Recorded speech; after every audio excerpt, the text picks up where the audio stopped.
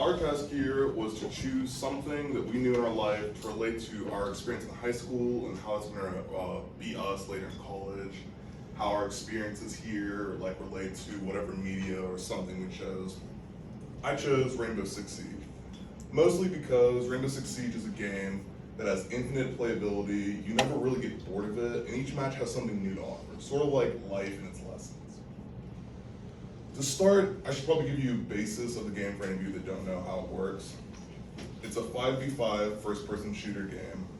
One team is trying to kill all the terrorists that are trying to blow up civilians, and the terrorists are trying to defend the heroes from saving the civilians.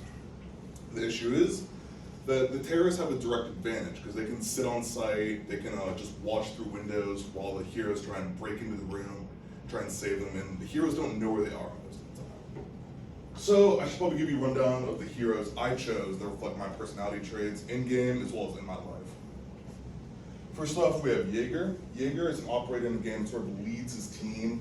Whenever he's in the room, he's always inspiring them. He's like, guys, we can get this done. Let's kill these terrorists right now. And I felt like that relates to me a lot, because in most situations, I try and take charge.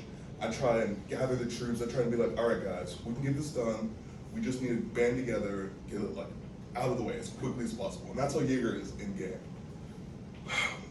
I chose Frost here for creativity, because in game, Frost's ability is to lay down these bear traps. And bear traps are really noticeable because they're like these giant 3 feet by 2 feet traps. You know, if you see them, you're gonna try and avoid them. So you need to place them in areas that like you wouldn't normally see, like behind a desk or something. If you see something behind the desk, you're not really gonna notice it at first until you step on it, and then you're just stuck in a bear trap, and it's all kinds of messy, which I like about her. Because in my own life, I try and apply that creativity. Whenever I see a project, I don't think, what's the easiest and most straightforward way to do this? I think, can I do this as creatively as possible? Like, if I'm given a paper, I'm not gonna be like, let's do the normal 5 essay paragraph. I'm gonna be like, what if I combine like 2 paragraphs in one? Just like experiment a little, see if like the teacher will like it. Here's IQ. IQ in game is very important. She's a scanner for the team. If the terrorists have like a bomb or like a claymore set up, she can spot out the claymore using her device. So she's very strong in STEM. I took a test online and it said that my strongest strength in school was STEM. And I thought, who's the most STEM operator? And it would be her, because all she does, she thinks, she's like, what's the most mathematically possible way my device can scan these enemy team bombs? And I felt me and her, we relate on a personal level because STEM is really important to me. I think I don't really do well like speaking. I don't like think that much with words. I like writing down the math. I like doing the science, like the chemicals and all that stuff. Next up, we have Valkyrie for originality. Because Valkyrie in game, she has these 3 cameras that she can set up. The issue is, she has to place the cameras in a spot where they can't be shot easily, but they have to be able to like spot out the terrorists as much as possible. Like, she could like open a hole in the ceiling, place a camera there, because no one's gonna be like, where's gonna be a camera? Oh, that hole in the ceiling? No one would think that, right? That's where originality comes into play, because not only is her camera's hidden, but she can see the entire room. And I feel like I try and bring a lot of originality to a lot of things. I'm not trying to be the cardboard cutout of what like everyone needs for something like in a job. If the job's like, I need you to mop this area just like this, or be like, can I do this quicker? Can I do this more efficiently? Can I do it more originally? Finally, since it's a 5v5, there's only 5 operators, here's a resilience trait. I took a test on a website, the innate personality trait or whatever, and it gave me resilience as a core trait.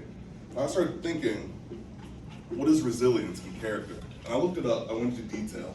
And it says resilience isn't the ability to just keep getting hit and moving. It's the ability to get hit and knocked down and keep moving. And I thought Echo really resembles this, because in game, Echo is this character that has this giant concussive pulse drone, right? And concussive pulse normally would give people concussions. Because he's been hit so many times and gotten knocked out so many times, he's resistant to them himself.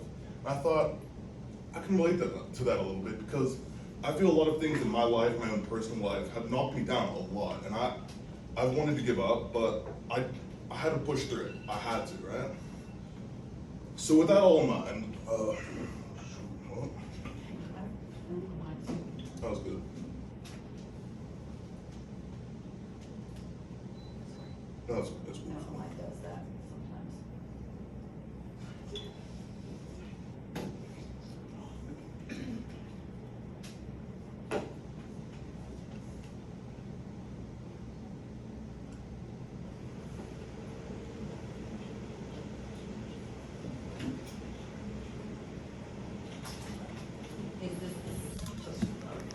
I apologize, like I said, I don't know why sometimes it'll freak out like that.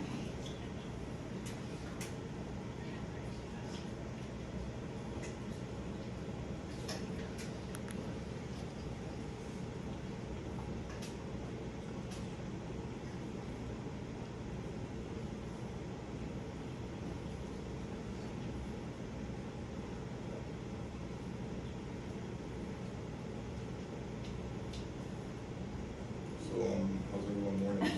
Sorry, Jess. I have no idea what is even happening right now. It's blinking like it's supposed to be doing something. We'll give it like 30 seconds and then I'll. There you go. Is that the slide you were on? Let me see. Yeah. Okay, perfect. Sorry guys, go ahead, Jess. Let's look this one up a second. Do you want me to go back to the? You guys see this? Well, good. I'll just do it on the next slide now if you guys can see that. Alright. So the core thing in this game is teamwork and compatibility with operators. And in my experience, the operators demonstrate my personality traits. So my personality traits have to blend well enough together to get the mission done. And the mission here is to get rid of all the terrorists. And for the sake of analogy, the terrorists in my life are going to be bad choices or like bad paths I could have taken that I try to eliminate. So first up, we have the area that we're going to try and breach. Now you can see here, there's like a lot of windows and doors and garages. So the first step here is to like open up a garage or something to go into. And let's say we chose this. In my experience, this garage opening into the site would be like applying to college, right? I feel like if you apply to college, you open up the first door into a much larger experience, an experience that you have to take care of all the bad things like making the wrong choice, maybe choosing a major that's not suited for you. And with that, we should get into the people, the terrorists in the building, right?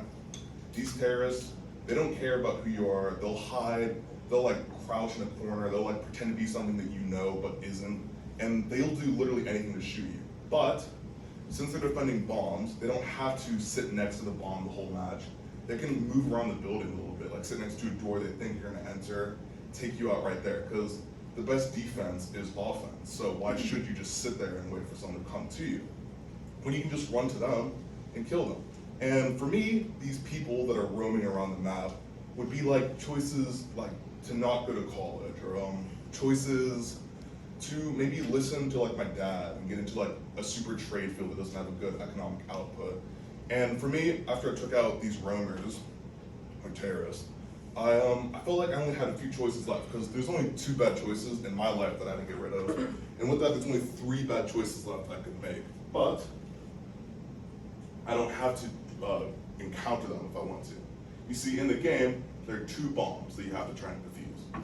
You only have to defuse one, because if you defuse one bomb, both bombs are defused. It's like this weird radio connection thing.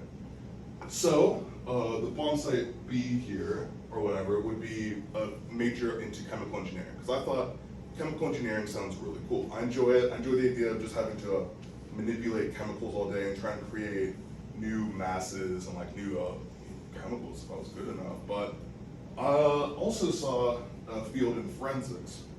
In forensics, you get to analyze crime scenes, you get to see law firsthand, you can get down and dirty with like dead bodies and all that, and I really enjoy all that stuff that forensic scientists do. But something in my heart said, let's go try out chemical engineering, even though there are a lot more problems in the way. In chemical engineering, you don't really get to have as much fun or creativity in your life. You're really bunkered down to one position, and with a chemical engineering degree, there isn't much you can do outside of being a chemical engineer. And with these 3 things in mind, I realized in the site there's going to be 3 terrorists sitting there, and I thought maybe I should still try and go in there. Even though it risks killing my team, I thought I should do it. And the rest of my team, or my personality traits, thought, no, we don't have to do this. Let's go to the site that has no problems, right? So I listened to my team or my emotions, and I went to site A, forensics, right? And at forensics, there's no terrorists here or bad ideas, because there's really nothing in forensics that could hurt me as a person. As a person, I enjoy forensics. There's a lot of creativity. Work is never really boring. And with a forensics degree, you can do like a lot of different jobs because so many people are looking for a forensic scientist since it's not that popular of an occupation. I mean, like, how many of you know a forensic scientist? Like, no one, right? It's so rare. And with that, I decided to defuse the bomb, because when you defuse the bomb, you pretty much win the match right there. And my defusing of the bomb was applying to Duquesne, getting accepted, and signing up for their programs in STEM and all of that, so I can really get a head start into forensic scientist. And with that, me and my team could celebrate for once, because me and my emotions, we all realized we clicked, we bunkered down, we got the mission done, we went to college, well, we're going to go to college. We got all of our stuff done, all of our homework's good, our grades are fine, and we feel like we're going into a major that we really enjoy.